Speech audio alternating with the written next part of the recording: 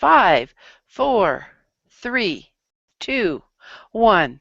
Hello, everybody. I'm Dear Myrtle, your friend in genealogy, and welcome to the Scotland Genealogy Study Group. Our mentor and comrade at arms here is Claire Brisson-Banks. Claire, good to see you. It's hard to believe you were just our guest for the evening, just 2 days ago. I know. We kind of drove and drove and drove. My husband said he put it in autopilot, he thinks. To get home in time, yes. Yes, to get home in time. And we've already got a few things from the community, Cousin Russ. Yeah, Oh, Christine, fabulous. Christine says, okay, enough multitasking. Failing misery added, ready to study Scottish genealogy. Very Yeah, good. great. And on the panel so far today, we have John Laws, not in Edinburgh, Scotland. And we have Billy Wallace, who is in Glasgow, across from the airport. Now, Billy, you have a DNA connection. Let's talk about that a little bit, because I actually have a suggestion for you about early arrivals. Talk to us about it. Yeah, I got tested with 23andMe at the Who Do You Think You Are roadshow in Glasgow Yes? just over a year ago. And at the end of last week, I got an email from a cousin who I didn't know existed, who found me through the DNA for the Wallace project. And he was asking for help finding an ancestor. And it's a common ancestor we both have. We know his name is either James or Andrew Wallace. And he went from Scotland to America round about 1650.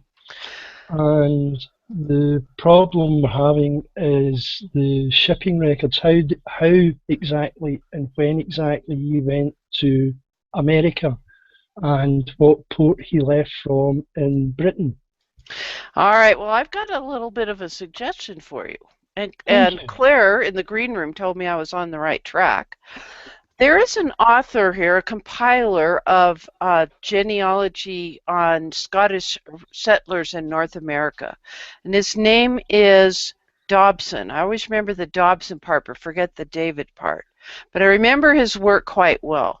He has done a series of books on these very early arriving settlers that would cover, you're thinking of 1650-ish? Yeah. Yes. Just before, just after, but that's the time period. All right, we have this whole series of books, and what I've given Cousin Russ is his publisher, genealogical.com. And Russ, Russ has the link to his publisher's website so you can get into one of the books and look at his other books.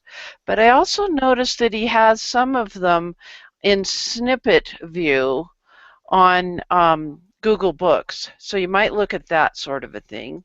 Great. Thank you. And so let me just have the camera on these two screens. Here we are at Google Books. Now, snippet view, folks, means that Billy can maybe look at a sentence or two from the book here and there, but he can't read the whole book. The concept behind having snippet view is that then you would buy the book. But you can also, and here's the publisher's website where you can see all of the titles that he has published with this company. He really specializes in looking at records that aren't the usual and customary records for passenger arrival, because here in the U.S. we didn't have passenger or customs passenger records until the 1820s. That was 1820 was that point when the federal government of the United States said each port must keep track of who comes in through that port. So Dobson is documenting people like Scots, where there are enclaves of Scottish people in that colonial time period when we didn't have a normal set of record groups. Each community might keep records differently. Each province or before they became states, would keep records differently, and he's aware of like North Carolina and Virginia. Where do you think your people are from, your gentleman? Where did he end up here? Pennsylvania, and his descendants were Virginia. Okay, so that's an easy and well-known migration route because of the Chesapeake Bay area, where you've got Delaware, parts of Pennsylvania, barely, and Maryland, and then Virginia. And as you know, waterways were the highways in those days. Those are major migration. Well, So, Philadelphia was a port back in those days. oh yeah, totally. Yep. And it would have been different. The people who landed in Philadelphia and those who landed in Maryland, someplace, usually Annapolis, went two different directions. Yeah, so you're going to have fun with that. Now, Claire's bringing in another book, another author. Talk to us about Donald White.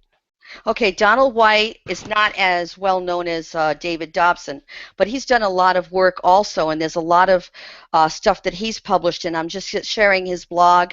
And if you look, it says, you know, difficulties researching Scottish immigrants, and he's written some wonderful books, and he's also if you look, there's also Google Books, but he's also another good resource for Billy. Okay. Thank you. So that's good. And we're sharing that with the community as well. So, Russ, I got to help teach today. Yay! All right. So, Claire, you wanted to wrap up a few more things about poor law unions before we go forward.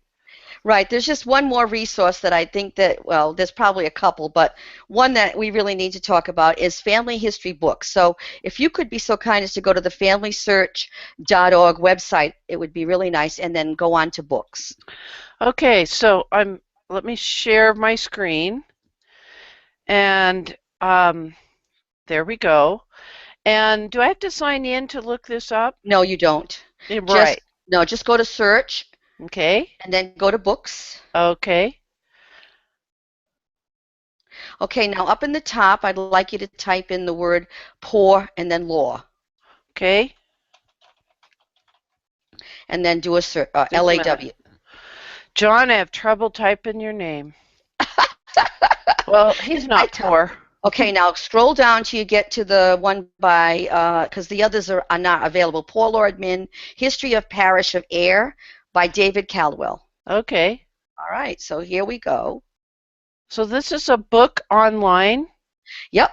And if you look so this is, they need to check a case, because as you know, with Family Search, they're scanning books, and more of these books are becoming available, and these are the actual, parish records where they actually did the administration of the poor law.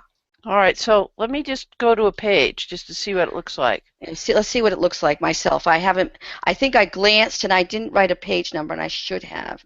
This is the history. This is it says poor law cases anyway. I'm trying to I'm typing up at the top 140. Oh, maybe there's not. Oh, there's only 60 pages. There's only 60 pages in here. All right, so I'll put 52 just for the heck of it. Okay. All right. Orphans. Let me zoom in a little bit as far as this reader is concerned. Right. £11 per annum. That's the boarding out system. So they're describing how things were going. Yep. It goes into the settlement. It's a worthwhile knowing that there are other books. If you go back, once you've done just glancing at this, if you go back and look, you'll see that that right now if you go back to the actual, before we clicked into this book. Yes. I don't know why this comes up, but if you go back, you'll see those little circles where it says, like the very first one. That means we can't get into it right now, but see, that's poor law cases themselves. All right, this little circle, let me zoom way in so that people can see it. It's really tiny. What you're talking about is this faded out universal, no, you can't do this thing. Can't go right, here. and I think the reason is because somebody else might have that out, and I think they may only have one copy. And so, not to break copyright rules, only one person can look at that at a time. I didn't know they were doing that. I knew they were doing it with CDs, but I didn't know they were doing it with digitized books. Wow. Yes. And so if you notice, there's a number of them. In this case, this happened to me when I was doing some research for a client. And so I wrote to Family Search and I said, you know, these books have been out of, I can't even get into them for a week. There's something wrong. And they went in and they reset something and I was able to get in. But there you go. There was a Cornwall one. Go back up. That one looks like you might read it. It's Poor Law Records right there. So that one looks available. All right. So let's see if that will help us a bit more. Okay, sounds interesting. So here we are. Hand list. All right, and I'll just keep going. Yep, so you keep going till we get to some pages. So there you go, stop right. Tells you introduction. Yes. You got that. And as you go down, you'll see there'll be list of people and stuff. The overseer's account, they are obliged to keep annual accounts of income and expenditure. It mostly consisted of the rates which are levied on the owners or occupiers of the land, so the account books often contain full list of ratepayers. Now, I'm familiar with that term now.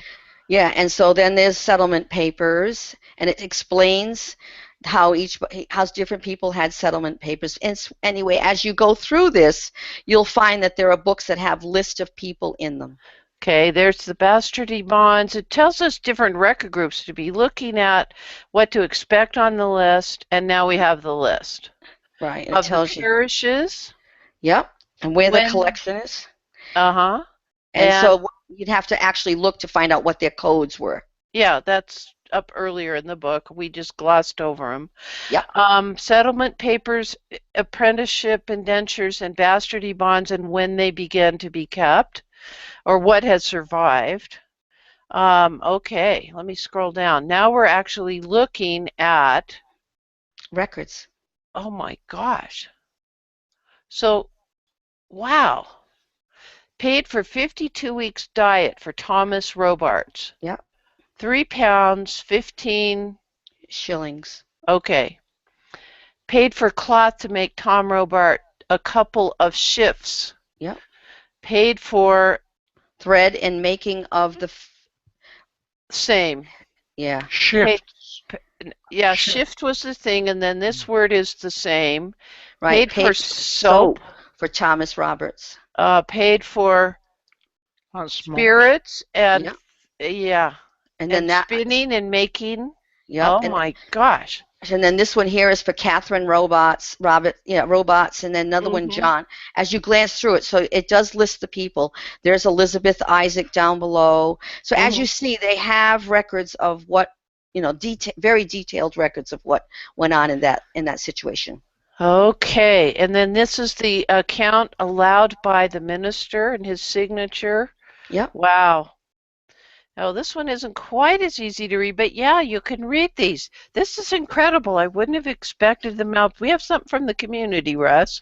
This goes back to that icon, I think. Betty Lou says, I understand that it's a book that is under copyright and that you should be able to look at them at the Family History Center. I believe that's true. And I think that, Claire, you mentioned that there may be somebody looking at that book at that time, which is why it's locked under copyright. Right, and then some of them I can't look at because you can only see them at the Family History Center. Yep.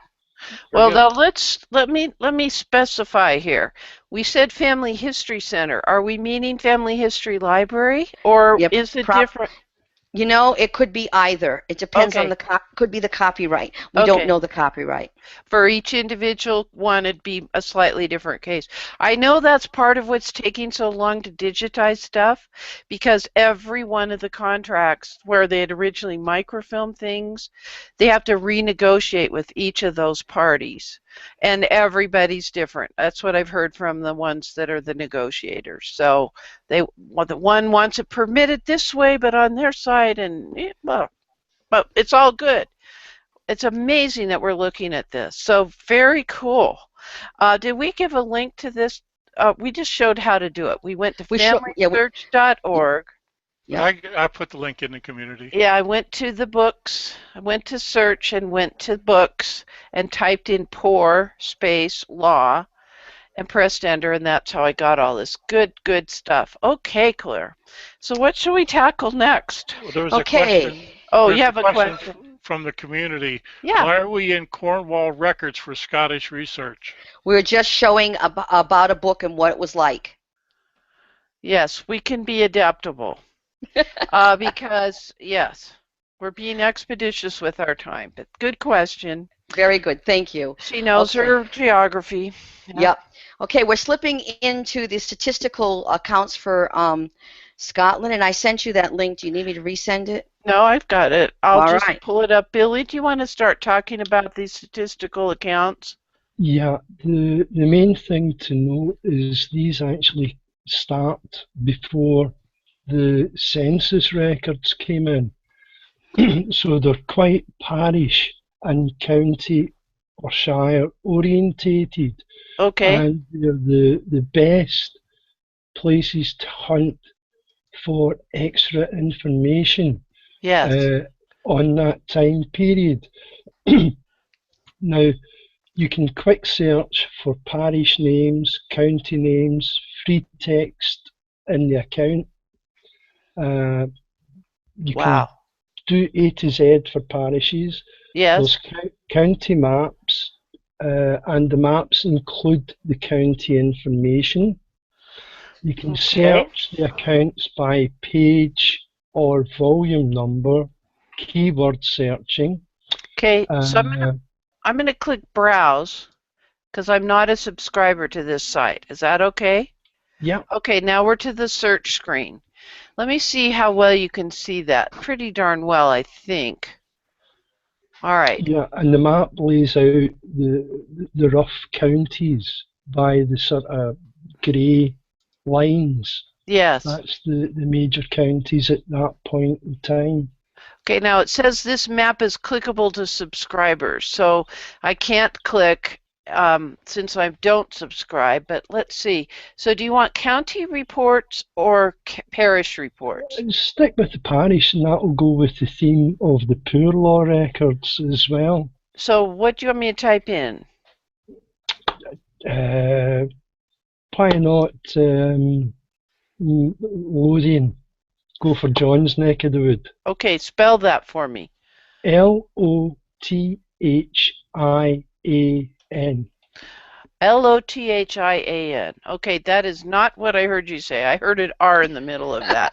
It's your accent. It says Lothian. No parish, Right. no reports are found. Okay. So give me another one. Try Lanarkshire. Okay, spell that. Lanarkshire.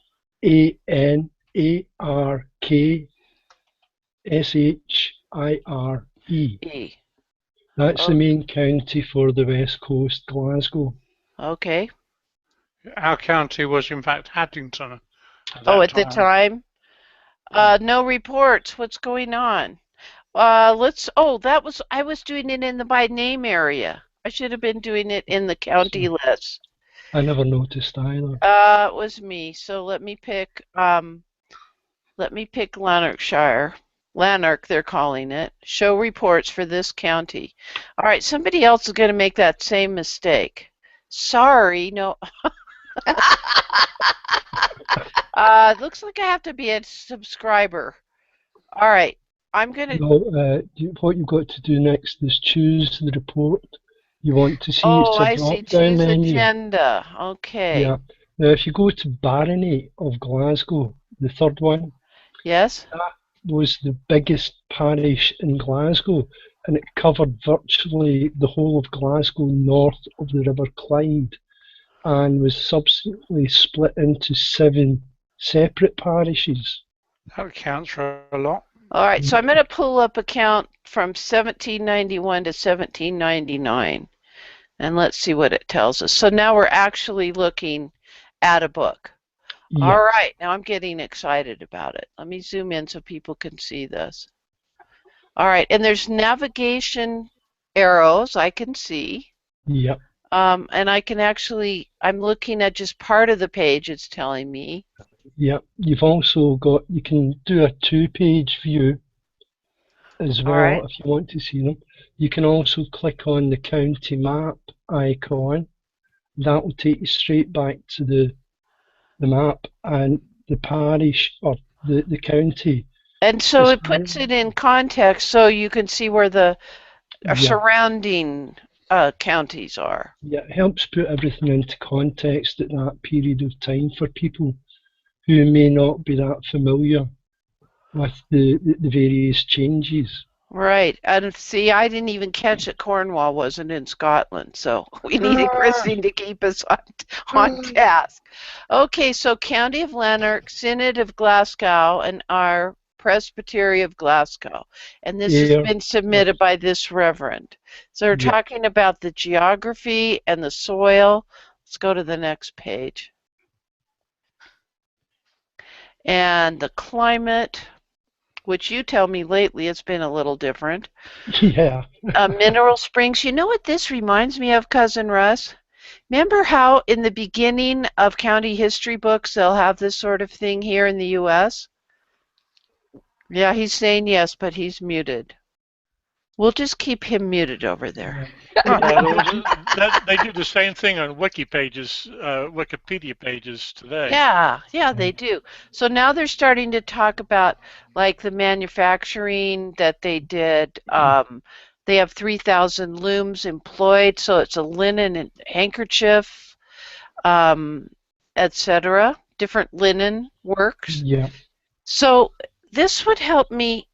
Like I'm trying to compare this new stuff to me with what I know.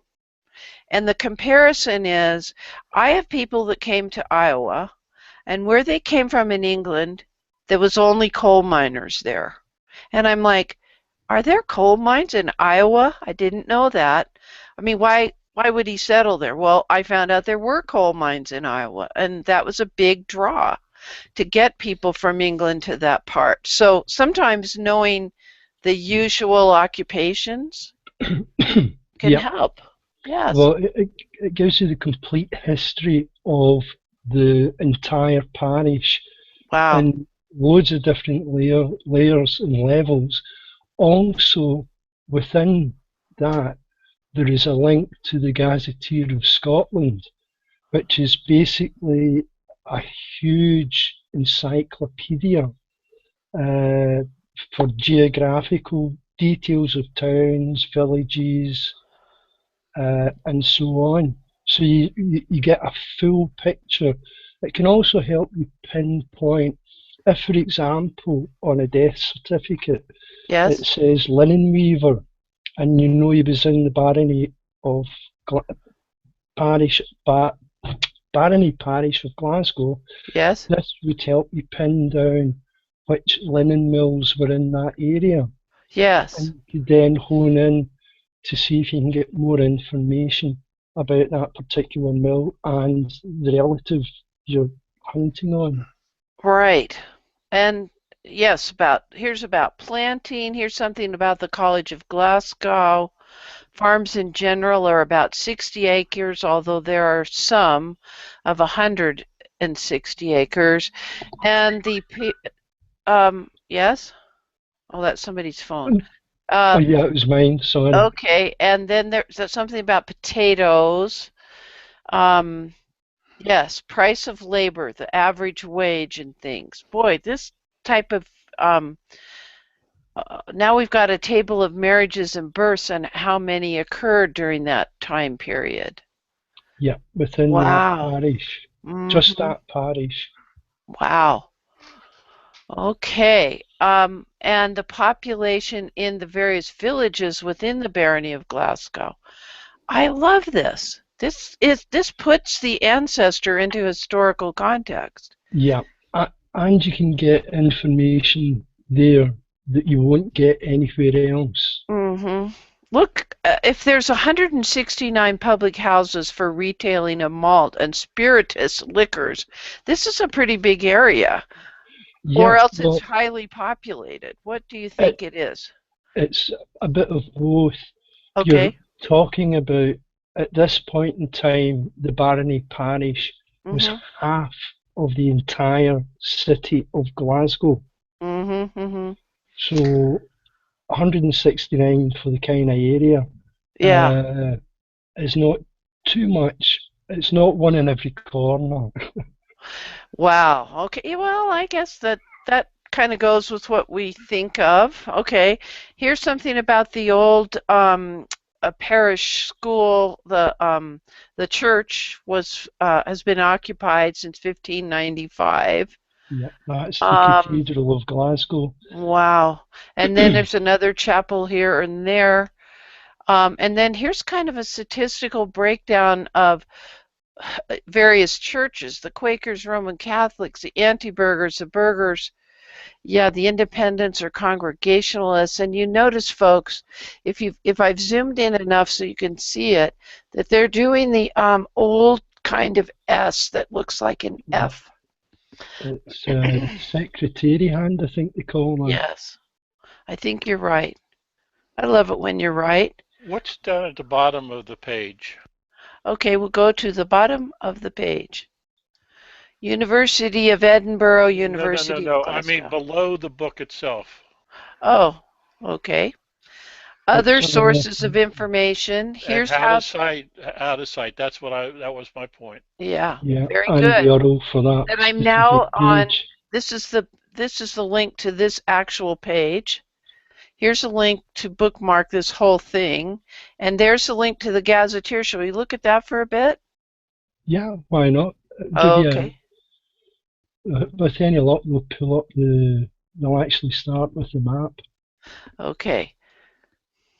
Let me give this to Cousin Russ, this Gazetteer link. I'll pull it up. Whoops, just did it wrong. I'm learning, Cousin Russ. There you go. Okay, Now, so what do we do here at this website? well, if we can just stop for a quick second, Yes. it gives you the area of the parish, the Barony parish, which is 61.5 square kilometres, nearly 24 miles. Okay. And it gives you the neighbouring parishes Yes. as well. And when they were modified in 1894, Yes. now, Was that a big time period, 1894, when they redrew lines all over, or is that kind of peculiar to just this area of Scotland? there was a lot of restructuring Whoops. at that point in time, mainly in the larger towns and cities, because the parishes were fighting for money, and they couldn't accommodate everybody in the structures they already had, so they subdivided to create new parishes, new funds, new resources.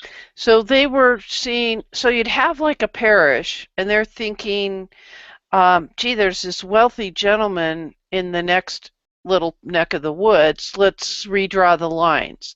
Is that what you're talking about? Yeah. Okay, we've got something from the community, and then I'll get back to you, Billy. Yeah. Betty Lou says, it seems one of the differences between U.S. and Scottish research is that in Scotland, we need to think more on church records than on government records. Is that a fair assessment? Yes, Yeah. that is a fair assessment. Yep. Okay. Prior to 18... In the time frame, or is that a generic statement? Well, you know, because the government didn't kick in until 1855, and most of and then you've also got the first Scotland census was 41, and so other than those ones that we said before, there was a few, but at this point they're going by the church boundaries and the different ecclesiastical boundaries, and that's what they're pointing out in here, as Billy is so nicely saying. Okay. You want it? I'm going back to Billy here. Yeah, I mean, prior to 1855, you have to rely on church records. So we have the same thing here in the U.S. because, except for certain really overachievers like Connecticut and any place in New England, public vital records weren't required to be kept by the government until 1920. Yep. So some of our states are way behind that curve, and we had to use other record groups. Yeah. Okay. I was just about to say, the other sort of record groups that predate the census records are court records.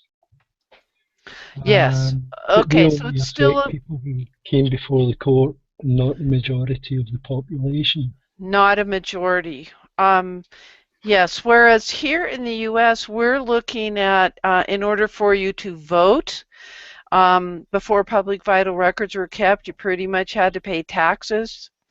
So be, I was going to say gentleman, but that has certain connotations in Great Britain, and I don't want to use that term. Well, But you had to be a person that was standing. solid or had some standing in the community or a businessman in the Yeah. community in order to afford to pay or be assessed taxes. All right. Same for Scotland and the UK Okay. prior to the franchising of the vote. All right. So this is the actually, I like this landing page better than the other one, but because it looks more friendly with I'm a graphics-oriented person. So you can either look at a history timeline, you can search the pages of this website, or look at maps and places. Yep. Ooh, so we have a difference between modern day areas and the old counties. From medieval up to 1890, and then 1890 to 74. Wow. And then in 74 it changed again. And what they did in 74 was they created super All right, so it says, regions. so I clicked on the early time period for the old county of Orkney, and it Yep. explains it's an island. And it says use the tabs on this right to see other parts of this entry, like Yep. the map, places, statistics. If you're searching for specific settlements or categories like a water or coastal feature, here on, well, let's just pick one. Institutional and government buildings. And then there may or may not be a subtype. Select a type first. Yeah, select the type. Okay, so we'll say a military installation. I have no idea. I'm just, oh, wow. So there's 79 places. So if you heard that your person had something with Fort Charlotte, here's something about that, and that it was to defend the Sound and the harbor of Shetland during the Second Anglo-Dutch War in that early time period. So it kind of gives you an orientation to why that fort was created and what its purpose was. I love this. Yep. Very cool website. Wow. Okay, we got to get a rolling along, don't we? We're doing well. What are we moving up to next, Claire? Thank you, we're going to go. Billy. We're going to go into some burial and some cemetery records. Just going to pass on a link to sliver into that little section there. All righty. Our favorite, Scotland's people. Yep, Scotland's people gave us a very nice talking about the OPRs, the death records, and I needed to point out that OPR means what? Old parish records or old parochial records, whichever way you want to say it. Thank you.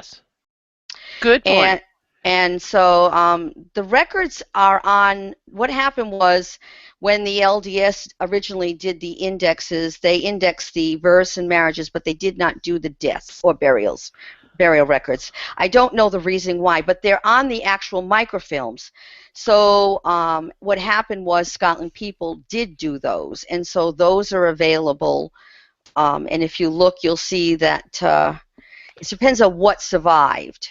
And so I have a sample of a burial record, and so, but there's an explanation of what they had.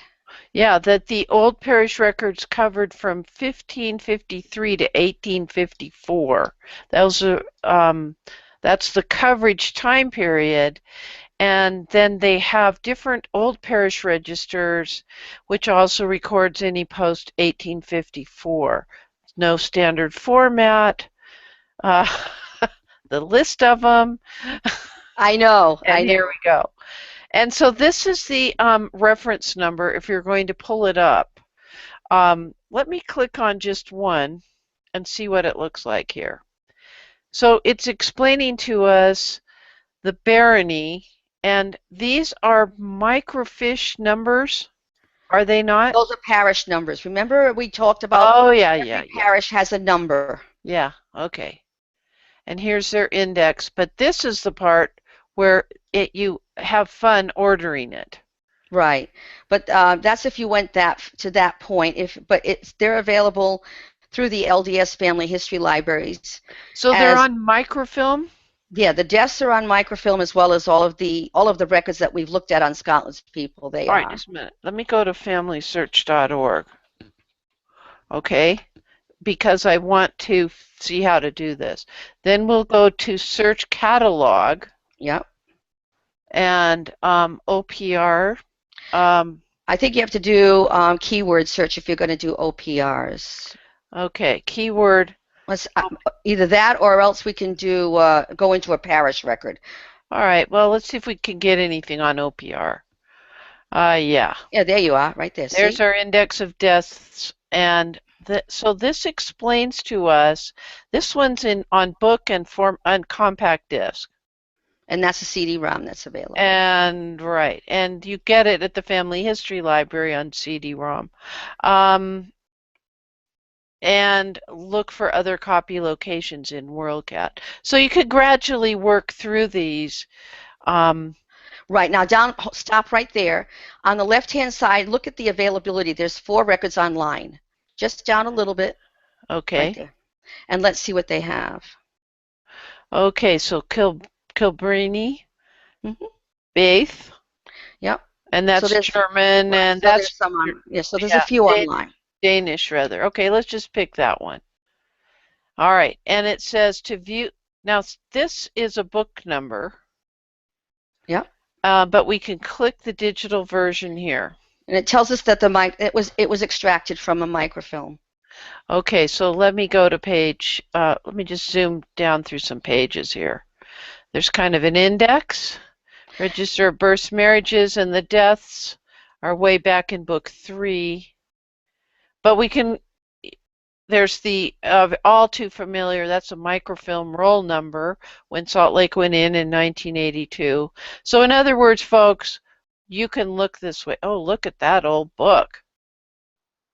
Yeah. And there we go.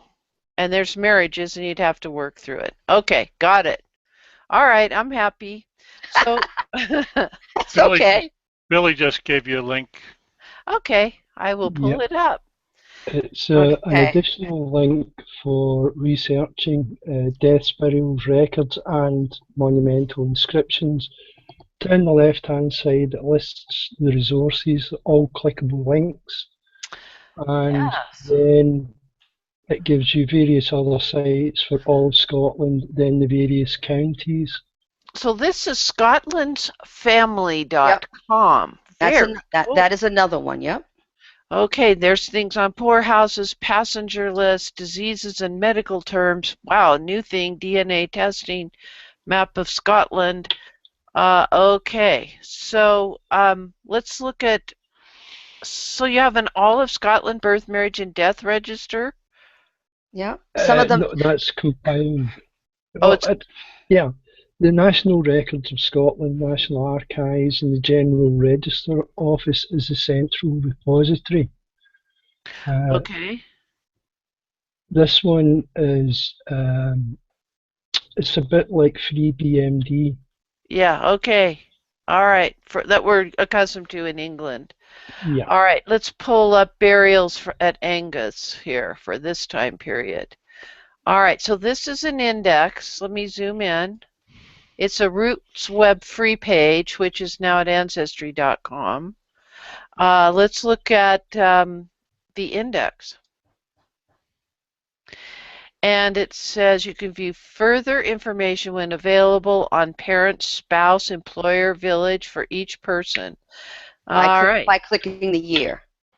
All right, so let's just pick Maitland Ambrose, 1772. Okay, well, you're gonna have to work through this. It's just third down from the top. It's just the Oh, here second he line. is. He's Yeah. okay, is Maitland a girl's name? Looks like it, Yeah, doesn't it? because she is the relict of the deceased Andrew Craymond. Yep. Okay. Very interesting. Well, Okay. I think the relict in that sense is survivor, Yes, because but if you look yeah, below it, Helen Herald, yeah, it does a child daughter. yeah. Well, relict to me means the wife of the surviving wife. That is That's my definition that of it. is correct. That is correct. Okay, now what I haven't done, folks, and I forgot to move my camera, so let me just quickly show you where we are. Um, First of all, we were at Scotland's family.com. I apologize. That's probably the worst thing I do around here, Russ, besides heckling you whenever possible. Okay, so we're going to go, this time we'll go to Ambrose Maitland, and these are all Roots web free pages. So I went there, and people noticed that this entry, relict of deceased Andrew Craymond. So did women, did they typically keep a maiden name, or was she married again, but this Andrew Craymond was her first husband and she'd rather be known by him? What's the It deal with that? could be any of those. She could have Any of remarried. the above of what you just said. Yeah, Okay, so I'm not going crazy. Nope. Okay, just slightly. And this one makes better sense. Jean Black, a daughter of Peter Black, who apparently, I don't know, Taylor and Green, well, he I was a can't. tailor, a, a, Okay, and a, that's the a way they seamster. spelled it, and they didn't change they didn't correct spelling. They are extracting as directly as possible. Oh, sorry, no, that's his surname. Surname. All right, but why is Black?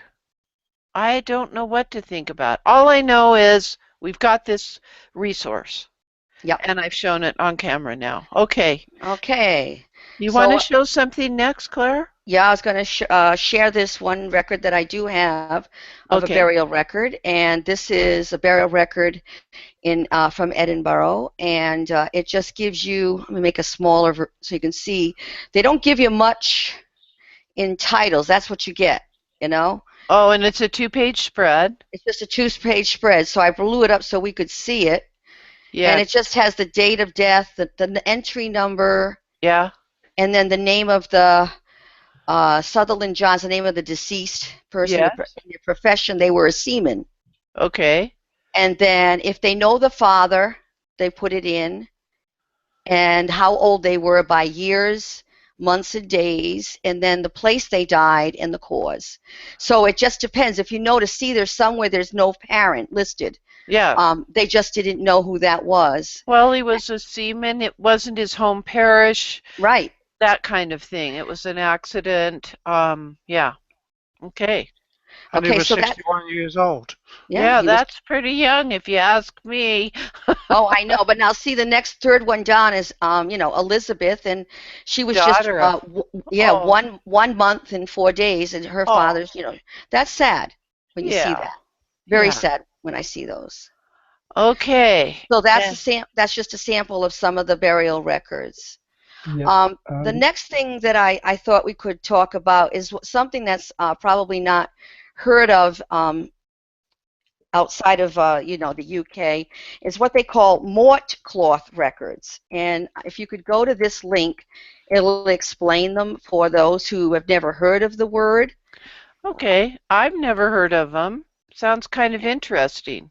Right, and this a whole set of records which is worth mentioning because they had to keep a record of the fees that were charged when someone, that's what they used. It's a large cloth that's thrown over a coffin or a corpse at a funeral. Mm-hmm. And Okay. so they were kept by, as it says, they were kept by the church records, and of course some are more, as it says, more elaborate. But there are records that show, who paid what. All right. And sometimes I thought this was interesting. They were hired, usually by the family or next of kin, but it might just cover the corpse itself if a coffin could not be afforded. Was a And that's person correct. buried with that cloth? No, it could be No. it could be cleaned and reused again? Yep. Okay. But there was a charge for that. Right. And so I'm going to give you a sample. Here we go. There's a link. Okay. I will go there. Scottish handwriting, just a second. Yep. They actually show you this. It's kind of cool. There's a couple of them. Okay. Okay, let me pull this one up. There's also interactive lessons for the handwriting as well. Yeah, I'm familiar with this website because people will sometimes ask me, occasionally, every couple of years, I do a blog post about how to learn to read old handwriting. This is one of the websites, scottishhandwriting.com. But I thought it was interesting. They use this as an example, so we're having a class on it. It's just as good as any.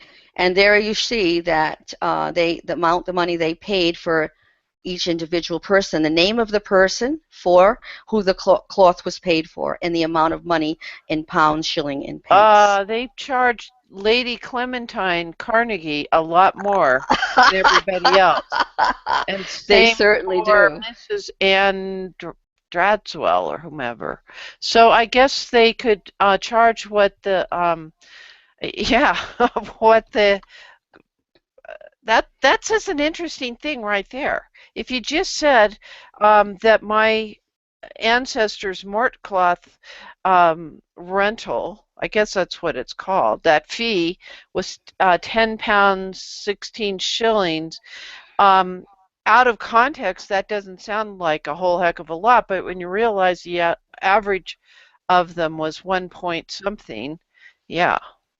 So that says something about the economic status of the deceased. Right. Or their family. Yeah. That's right. And here's another sample that an individual posted from his wiki tree, which I thought was really interesting. All right.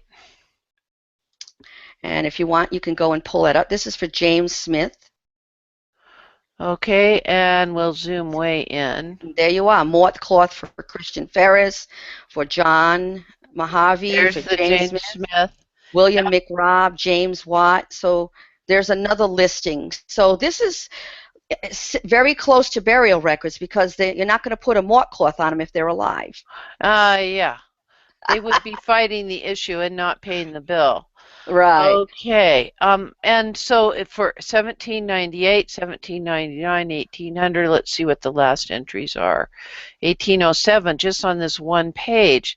So you've got an approximate date of death because of, now would they put this mort cloth on, do you have a tradition of having a visitation in the home with tell me about that, Billy. Yeah, well, it's the they used to call it a wake, similar to the Irish one, where Yes. you paid your respects to the deceased in their house, mainly because people couldn't afford the undertaker's fees for them to hold the viewing At their facility, okay. their facility. Yeah. So yeah, it was quite common, and people would go out their way to give their loved one the best send-off they could afford. Yes. Well, and so my understanding of that, of a wake, is that they might put the coffin in the dining area on that table, and that might be a room, or it might be a single room house with the loft or something, and they would put them on that table, and people would come in and visit with the family. Was food an important part of that? And drink. Yeah, and drink. Don't forget the drink. Don't forget the drink. I hear you on this. So, and was there music or not music, or what do you think about that sort of thing? That depended on their religion. Depended on their religion, okay. Yeah. The more liberal, it was akin to what they call a ceilidh, or a going away party. And it was not unusual for them to last for more than a day. Sometimes they could be a week long, just depending on how Okay, well. John brought up something about burials in England and wondering if this was true in Scotland. Talk about the wool, John. You're Yeah, muted, I think darling. he's muted. There you are.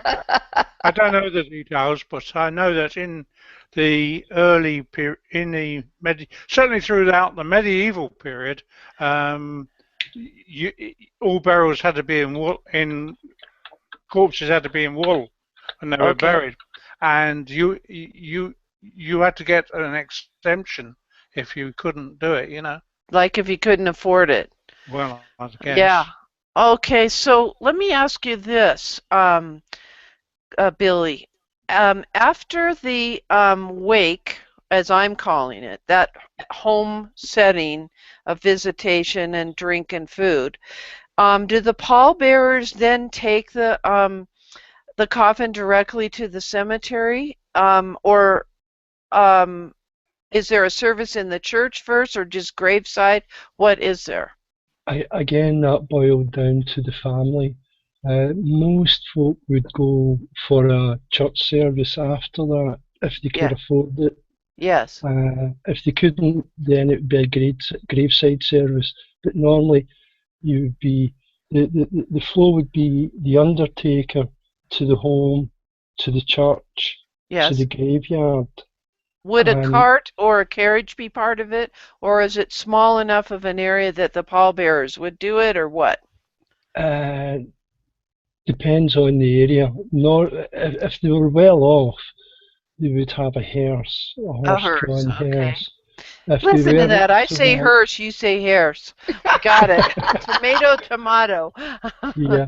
If they weren't well off, a handcart, and if they were close enough, they would just carry them on the pallbearer's shoulders.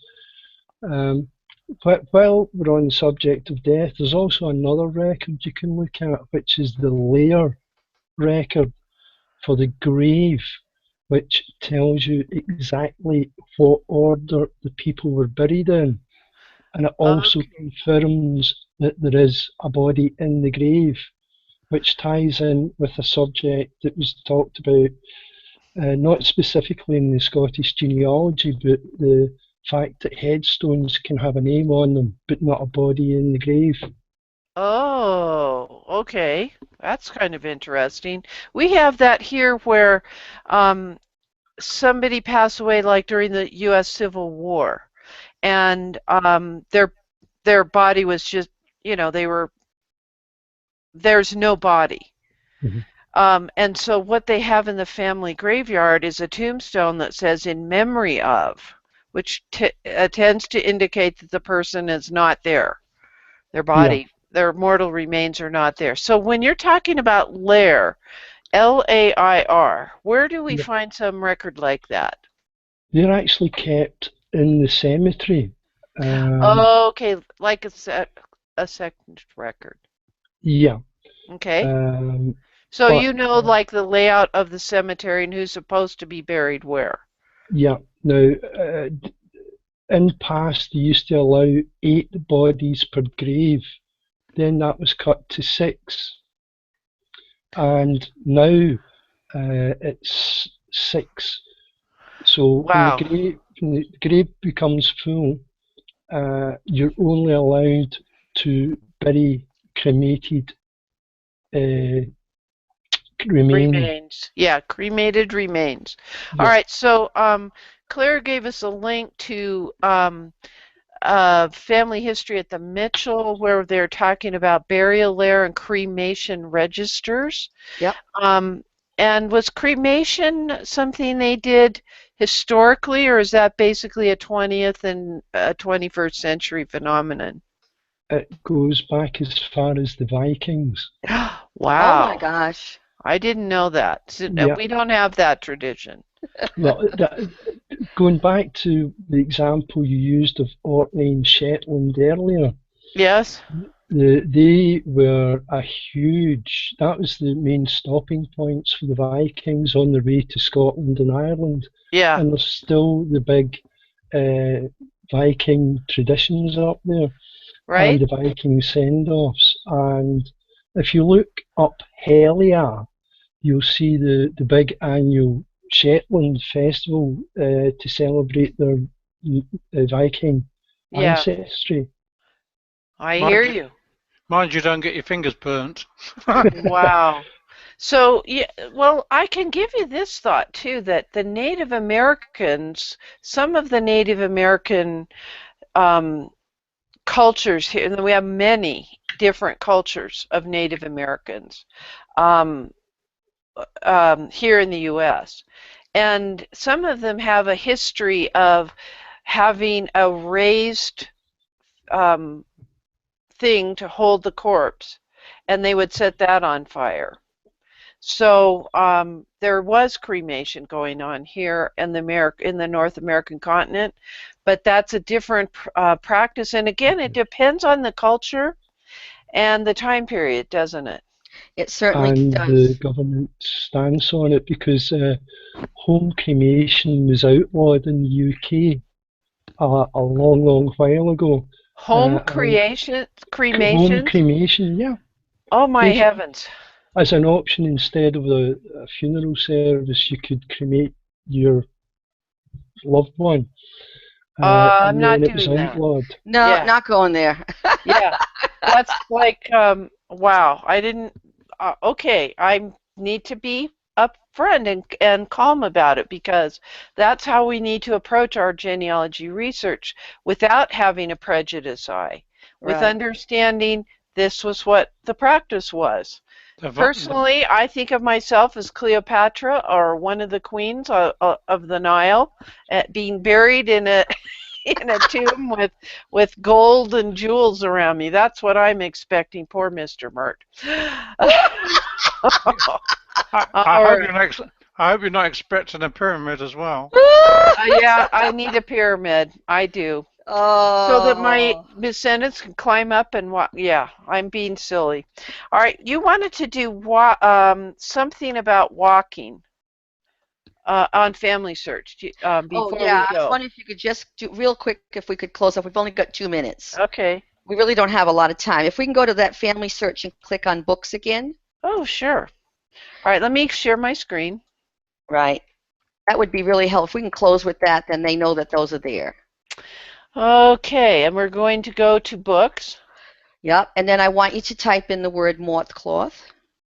All Just one, a minute. I've all zoomed one in word. so much. Oh, here we are. Just a minute. I've Just zoomed in all so one much I word. can't see where to do it. Okay. All More one word. RTCLO. TCLOTH.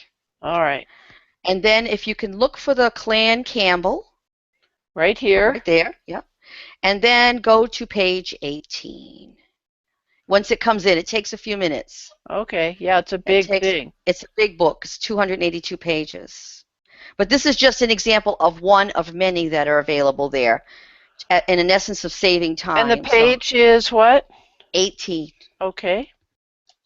I just typed 18. Now let me zoom in, folks, so you can read about this. Oh, let's see. Maybe that's the Oh, wrong. I don't know why it says 10. It's image, you want me to go to page? 18. So Yeah, so 26. So let's try see. 26. There we are. Yeah.